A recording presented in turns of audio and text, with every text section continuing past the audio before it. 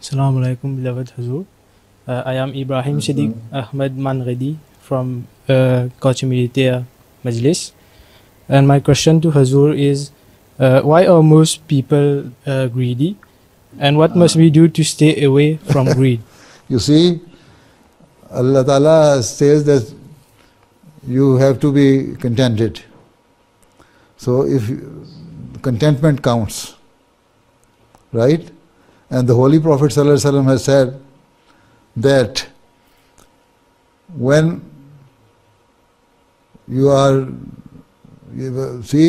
see somebody who is pious, who is God-fearing, who is observing all the commandments of Allah Ta'ala, then try to follow him and pray to Allah Ta'ala that Allah Ta'ala also give you that status, and you also struggle hard for that.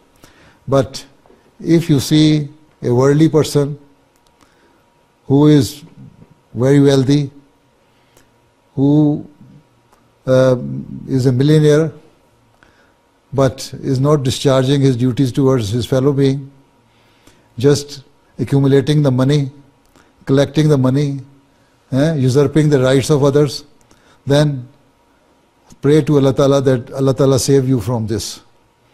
And don't follow that example. So, greed is something which is affecting you because of your environment. So you try to avoid that environment, then Allah Ta'ala will save you from this greeding. So today, because the world is almost 90% of the people, 99% of people are materialistic.